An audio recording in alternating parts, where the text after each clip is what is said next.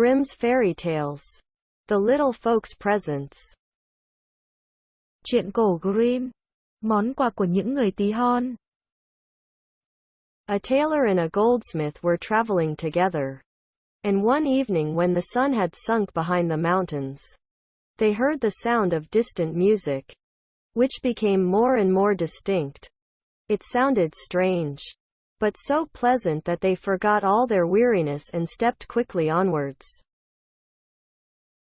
The moon had already arisen when they reached a hill on which they saw a crowd of little men and women, who had taken each other's hands, and were whirling round in the dance with the greatest pleasure and delight. They sang to it most charmingly, and that was the music which the travelers had heard. Một bác thợ may và một bác thợ vàng cùng đi chảy hội. Một hôm, khi mặt trời vừa lặn sau núi, họ nghe thấy có tiếng nhạc từ xa vọng lại. Càng đến gần càng rõ. Tiếng nhạc âm vang kỳ lạ và xao xuyến lòng người khiến hai khách bộ hành quên cả mệt nhọc cứ thẳng hướng đò dảo bước. Khi trăng lên thì họ cũng vừa đặt chân tới một quả đồi và nhìn thấy một đám đông người nhỏ bé. Nam nữ cầm tay nhau nhảy múa vui vẻ và ca hát tưng bừng. Chính đó là âm thanh mà hai khách bộ hành nghe thấy khi đi đường. In the midst of them sat an old man who was rather taller than the rest. He wore a party-colored coat, and his iron-gray beard hung down over his breast. The two remained standing full of astonishment, and watched the dance. The old man made a sign that they should enter, and the little folks willingly opened their circle. The goldsmith, who had a hump, and like all hunchbacks was brave enough, stepped in. The tailor felt a little afraid at first, and held back. But when he saw how merrily all was going, he plucked up his courage, and followed. The circle closed again directly, and the little folks went on singing and dancing with the wildest leaps. Một ông lão to lớn hơn những người khác một tí ngồi ở giữa. Áo quần sặc sỡ, chòm râu bạc phơ rũ xuống quá ngực. Hai người ngạc nhiên đứng ngẩn ra xem. Ông lão vẫy tay mời hai người vào nhảy. Những người tí hon mở rộng vòng để họ vào. Bác thợ vàng có bướu ở lưng với tính liều lĩnh vốn có ở những người gù. Bước vào trước, bác thợ may cảm thấy ngượng ngùng. Do dự nhưng thấy vui quá cũng bước theo vào. Khi vòng múa khép lại, những người tí hon lại ca múa tưng bừng. The old man, however, took a large knife which hung to his girdle, whetted it, and when it was sufficiently sharpened, he looked round at the strangers. They were terrified, but they had not much time for reflection. For the old man seized the goldsmith and with the greatest speed shaved the hair of his head clean off. And then the same thing happened to the tailor. But their fear left them when, after he had finished his work, the old man clapped them both on the shoulder in a friendly manner, as much as to say, they had behaved well to let all that be done to them willingly, and without any struggle. Ông lão rút ở thắt lưng một con dao to để mai. Khi thấy dao đã sắc ông lão ngoảnh lại tìm hai người lạ mặt. Cả hai hoảng hồn chưa kịp định thần suy nghĩ thì ông lão đã nắm lấy bác thợ vàng. Chỉ trong nháy mắt ông đã cạo nhẵn tóc và râu của bác. Bác thợ may cũng bị cạo sạch tóc râu. Nhưng họ hoàn hồn ngay vì sau khi làm xong việc ấy, ông lão lại thân mật vỗ vai họ như muốn khen họ biết ngoan ngoãn vâng lời. He pointed with his finger to a heap of coals which lay at one side, and signified to the travelers by his gestures that they were to fill their pockets with them.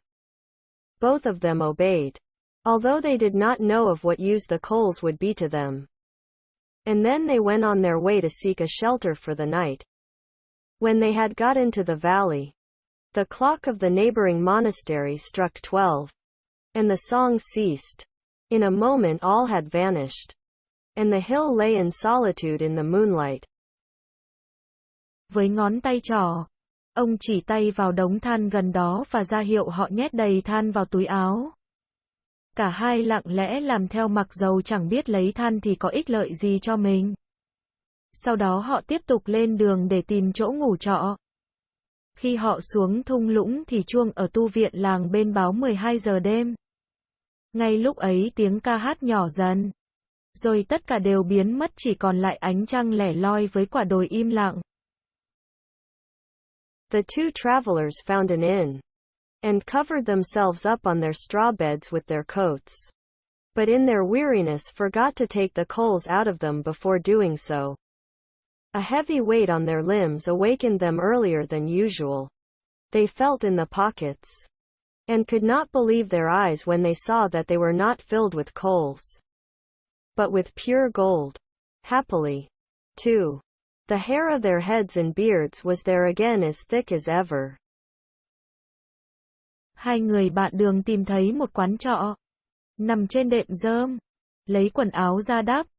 Mệt quá họ ngủ mà quên cả bỏ than ở trong túi ra. Than đè nặng làm họ thức giấc sớm hơn thường lệ. Họ thò tay vào túi nhưng không dám tin ở mắt mình khi thấy túi chứa đầy vàng nguyên chất chứ không. Phải là than. May quá. Râu tóc cũng còn nguyên cả. They had now become rich folks. But the goldsmith, who, in accordance with his greedy disposition, had filled his pockets better, was as rich again as the tailor. A greedy man, even if he has much, still wishes to have more. So the goldsmith proposed to the tailor that they should wait another day, and go out again in the evening in order to bring back still greater treasures from the old man on the hill. The tailor refused, and said, I have enough and am content. Now I shall be a master, and marry my dear object, for so he called his sweetheart. And I am a happy man. Họ trở thành những người giàu có. Vốn tính tham lam. Bác thợ vàng nhét nhiều than hơn vào túi nên số vàng của bác giờ đây nhiều gấp đôi số vàng của bác. Thợ may. Kẻ tham. Hễ có lại muốn có nhiều hơn. Bác thợ vàng rủ bạn ở lại thêm một ngày nữa. Để tối tới ông già râu bạc trên đồi kiếm thêm nhiều vàng hơn hôm trước. Bác thợ may không muốn và nói. Với tôi thế là đủ. Tôi mãn nguyện lắm rồi. Giờ tôi có thể trở thành thợ cả. Cưới người dễ thương của tôi, anh ta thường gọi người yêu như vậy.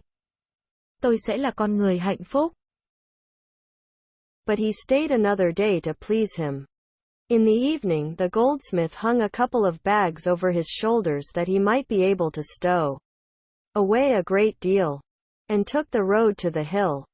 He found, as on the night before, the little folks at their singing and dancing, and the old man again shaved him clean, and signed to him to take some coal away with him. He was not slow about sticking as much into his bags as would go. Went back quite delighted, and covered himself over with his coat. Even if the gold does weigh heavily, said he, I will gladly bear that. And at last he fell asleep with the sweet anticipation of waking in the morning an enormously rich man. Nhưng chiều ý bạn nên bác cũng vui lòng ở thêm ngày nữa. Để lấy cho nhiều. Tôi đến bác thợ vàng vắt thêm lên vai mấy cái túi rồi đi về phía đồi.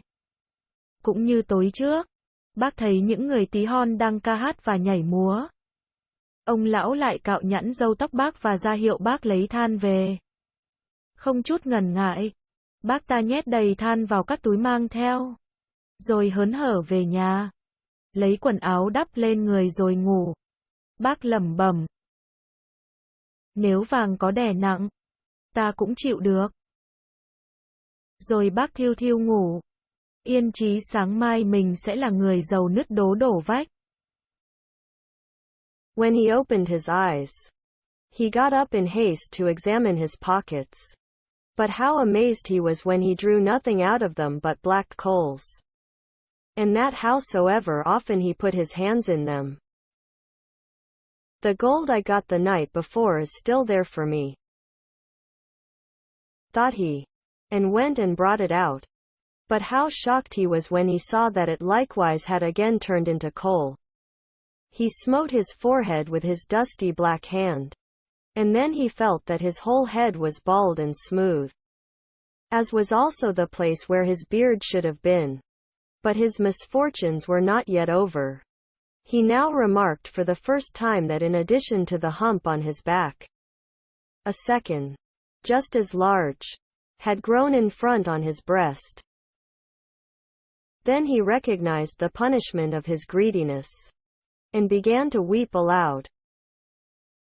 Vừa mới mở mắt bác đã vội đứng dậy lục túi.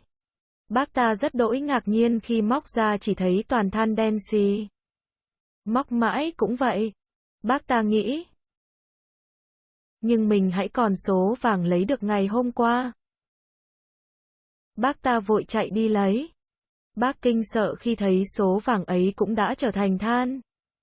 Buồn bực, bác đưa hai tay nhọn nhem lên trán suy nghĩ thì thấy đầu mình nhẵn thín và chòm râu cũng bị cạo nhẵn. Nhưng rủi ro vẫn chưa hết. Lưng vốn có một cái bướu giờ đây bác lại thấy thêm một cái bướu nữa cũng to như vậy. Mọc trước ngực. Giờ bác đã thấy rõ hình phạt cho lòng tham của mình và ngồi khóc nức nở. The good tailor, who was wakened by this, comforted the unhappy fellow as well as he could, and said, Thou hast been my comrade in my traveling time. Thou shalt stay with me and share in my wealth. He kept his word. But the poor goldsmith was obliged to carry the two humps as long as he lived, and to cover his bald head with a cap. Bác thợ may tốt bụng nghe tiếng khóc tỉnh dậy cố an ủi ông bạn bất hạnh. Tôi với bác đã là bạn đồng hành. Bác cứ ở với tôi. Ta cùng hưởng số vàng của tôi. Bác thợ may giữ đúng lời hứa. Nhưng bác thợ vàng kia suốt đời phải mang hai cái bướu và phải đội mũ để che cái đầu nhẵn bóng của mình.